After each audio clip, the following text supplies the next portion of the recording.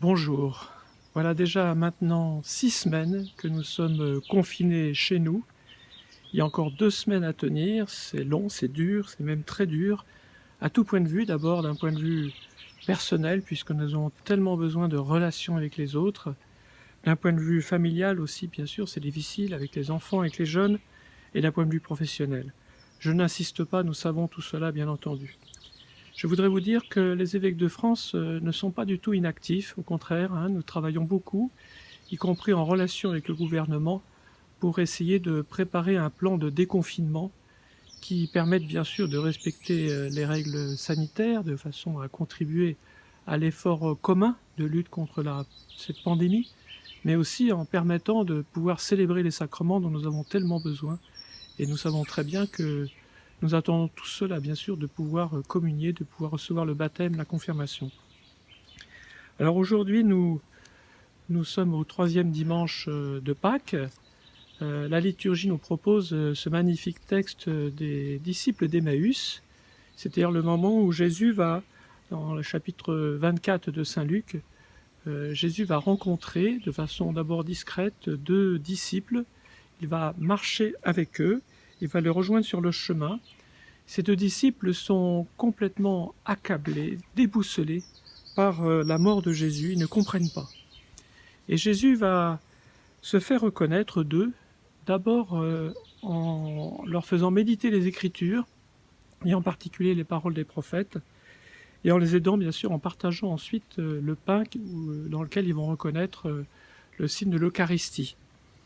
Alors je pense que dans ce passage d'évangile, Jésus nous délivre un message qui peut vraiment nous aider à vivre notre foi dans cette période difficile. Et moi je retiendrai 2 phrases qui me semblent importantes. La première, c'est les disciples d'Emmaüs eux-mêmes qui parlent. Notre cœur n'était-il pas brûlant en nous tandis qu'il nous parlait sur la route et nous ouvrait les Écritures?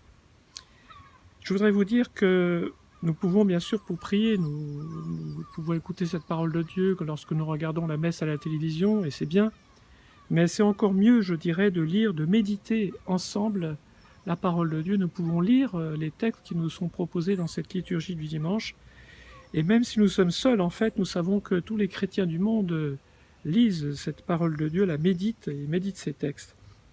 Alors nous-mêmes, prenons le temps de nous laisser toucher par ces textes.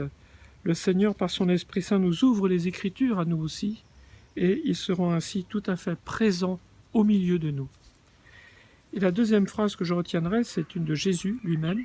« Comme votre cœur est lent à croire tout ce qu'ont dit les prophètes, ne fallait-il pas que le Christ souffrit cela pour entrer dans sa gloire ?» De fait, le salut de l'humanité que Jésus est venu inaugurer passe nécessairement par la croix, c'est-à-dire par la souffrance et par la mort du Christ qui a été vécue par amour, par don de soi par amour.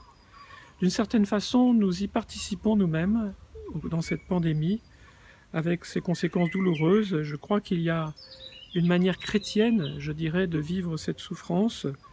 Nous pouvons l'offrir avec amour, comme le Christ, justement pour le salut de cette humanité. Ne perdons pas courage, soyons toujours persévérants dans la prière. Après la croix, nous savons qu'il y a la résurrection, et je suis convaincu que si nous vivons cela de cette manière, nous sortirons grandis dans la foi de cette pandémie. Alors frères et sœurs, je vous souhaite à tous un très bon dimanche.